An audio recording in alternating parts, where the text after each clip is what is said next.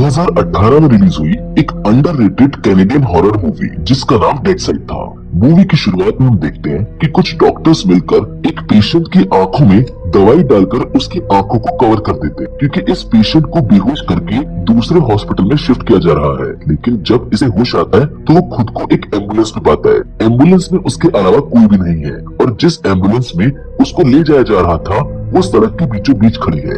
इस आदमी का नाम बेन होता है और ये पार्शियली ब्लाइंड है, यानी इसको ठीक से दिखाई नहीं देता। बेन के हाथों में हथकड़ी और आंखों पर पट्टी लगी हुई थी, जिसको देखकर पता चलता है कि इसने कोई क्राइम किया है जिससे इसकी आंखों की रोशनी चली गई है। थोड़ी देर कोशिश करने पर इसकी हथकड़ी जिस पाइप पर बंधी हुई थी वो अलग हो जाता है और ये एम्बुलेंस से बाहर आ जाता है। अब इसके मन में कुछ सवाल चल रहे हैं, जैसे एम्बुलेंस का स्टाफ कहाँ पर है, एम्बुलेंस यहाँ पर क्यों रुकी है और इस वक्त ये किस जगह पर है। इसे देखकर हम अंदाजा लगा सकते हैं कि रास्ते में कुछ गड़बड़ी हुई है, जिस वजह से एम्बुलेंस स्टाफ इसको रास्ते में छोड़कर चला गया। बेन एम्बुलेंस के सहारे उसके केबिन में आता है, जिसके अंदर कुछ देर छानबीन करने पर उसको पता चलता है कि वैन की कंडीशन एकदम सही है। वैन का सायरन और हॉर्न दोनों ठीक है। वो कैसे भी करके वैन को स्टार्ट कर लेता है और रेडियो का इस्तेमाल करके हेल्प मांगता है, लेकिन उसको कोई भी रिप्लाई नहीं आता।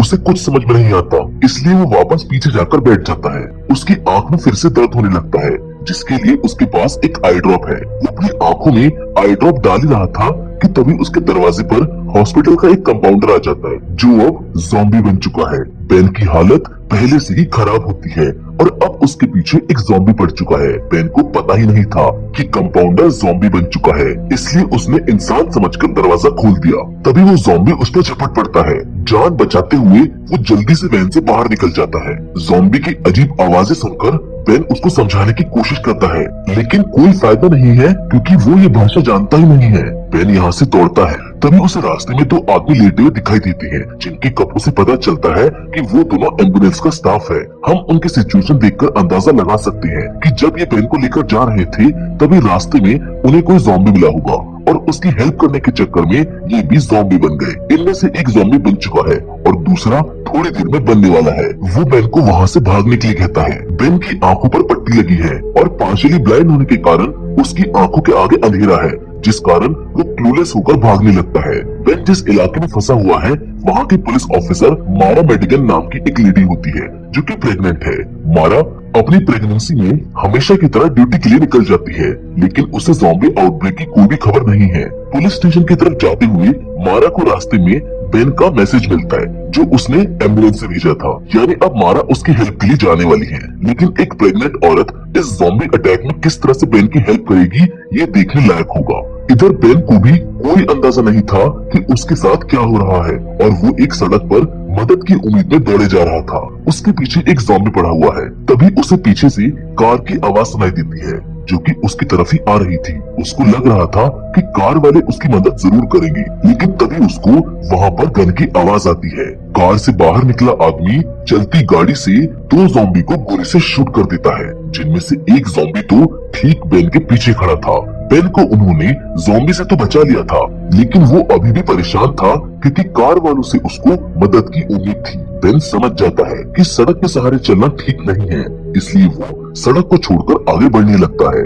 उधर मारा को रास्ते के बीच में एक लड़की खड़ी हुई दिखाई देती है। उसकी शक्ल से पता चलता है कि वो भी ज़ॉम्बी बनने वाली है, लेकिन मारा इस बात से अनजान है। वो लड़की जोर जोर से चिल्ला रही थी। मारा अपनी गन लेकर धीरे धीरे उसकी ओर आगे बढ़ रही थी। वो लड़की उसको चिल्ला चिल्ला कर कह रही थी कि मुझसे दूर हो जाओ। मारा उसकी खराब हालत को देखकर कार से ब्लैंकेट लेने जाती है और जब वो वापस आती है तो वो लड़की उसकी गन लेकर सुसाइड करने के लिए तैयार होती है। मारा उसको समझाने की कोशिश करती है, लेकिन वो लड़की उसकी तरफ गन पॉइंट कर देती है, क्योंकि यहाँ से जाने के लिए उसे मारा की कार चाहिए। मारा अब मुसीबत में पड़ चुकी है क्योंकि वो प्रेग्नेंट है और अब उसको पैदल ही चलना होगा, वो भी ज़ॉम्बीज़ के बीच में।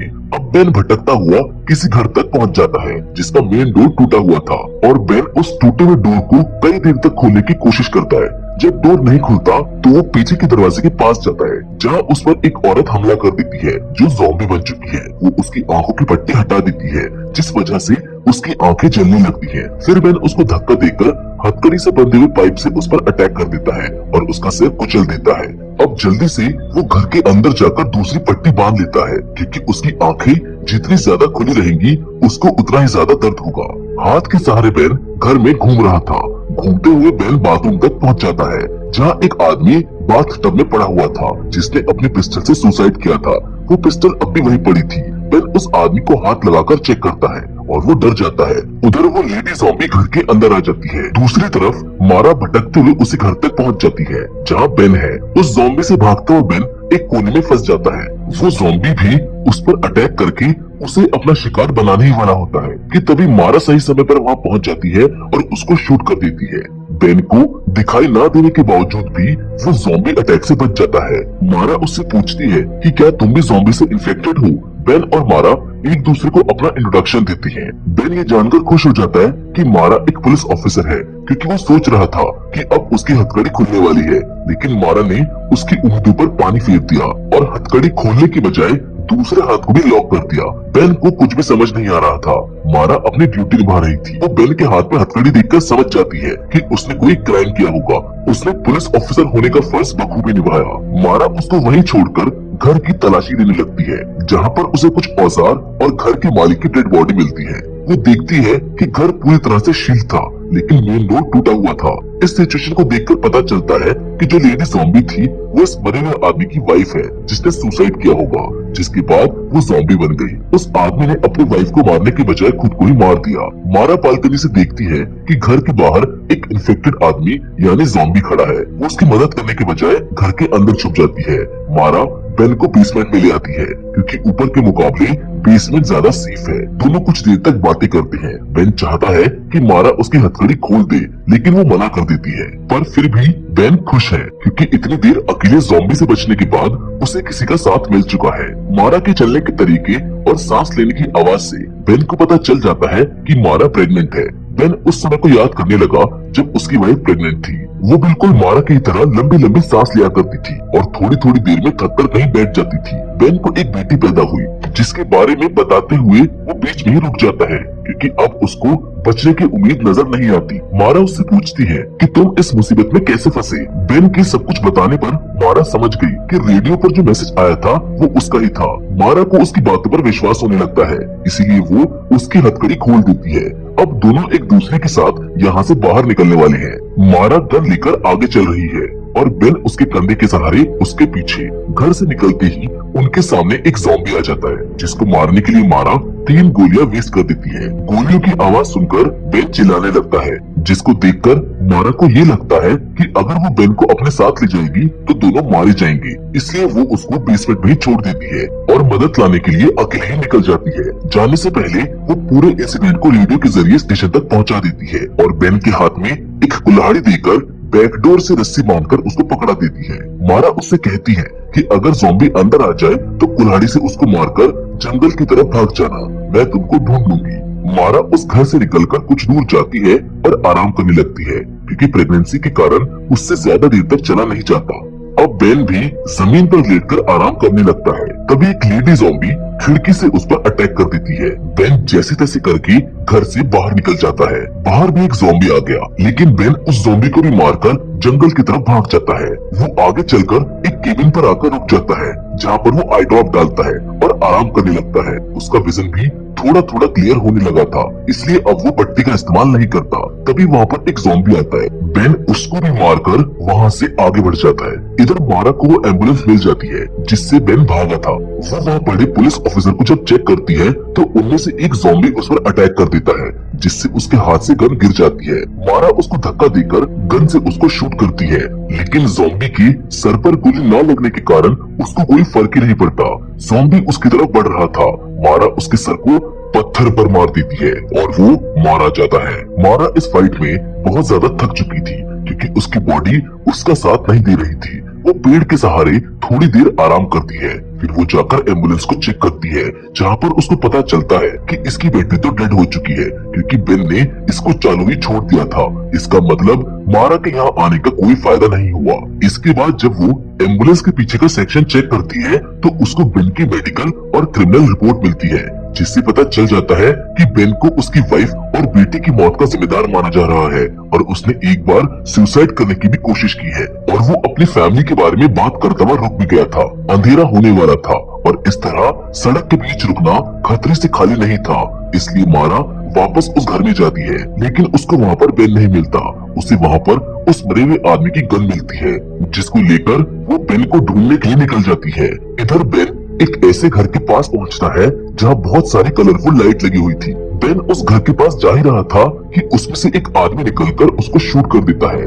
उधर दूसरी ओर मारा भी आराम करते हुए आगे बढ़ रही थी। गोली बेन के कंधे में लगी, जिस कारण से वो अभी भी जिंदा होता है और उसको गोली मारने वाला शख्स वही है जो मूवी की स्टार्टिंग में बेन के सामने से कार को लेकर गया था। उसने बेन के घाव को भरने के लिए अल्कोहल दिया, लेकिन बेन उसे घाव पर डालने के बजाय पी जाता है। इस आदमी के साथ इसका कजन हार्लिन भी होता है, जो अब ज़ॉम्बी बन चुका है और थोड़ी देर में ये भी ज़ॉम्बी बनने वाला है। वो बेन को एक शॉटगन देकर थोड़ी ही दूर पर उसके सामने बैठ जाता है, जिससे बेन ज़ॉम्बी बनने पर उसको शूट कर सके। इसी बीच दूसरे ज़ॉम्बीज इनकी तरफ बढ़ रहे थे। उधर मारा उस केबिन तक पहुंच जाती है जहां बेन ने आंखों में आई ड्रॉप डाली थी। वो उसकी पट्टी और आई ड्रॉप देखकर समझ जाती है कि बेन इसी रास्ते से आगे गया होगा। उधर वो आदमी धीरे धीरे ज़ॉम्बी में बदलना शुरू हो जाता है और बेन शॉटगन लेकर उसके करीब जाता है। फिर वो आदमी बिल्कुल शांत हो जाता है, इसलिए बेन उसको शूट नहीं करता। बेन को पता ही नहीं था कि ये वायरस पहले इंसान को मारता है और थोड़ी देर बाद उसको दोबारा जिंदा कर देता है,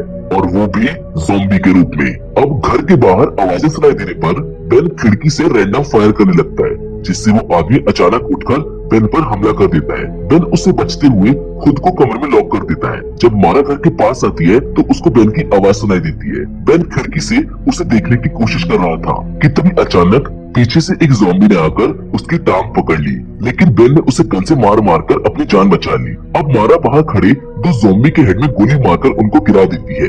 तभी फायरिंग की आवाज सुनकर अंदर वाला ज़ॉम्बी भी मारा के पास जाने लगता है।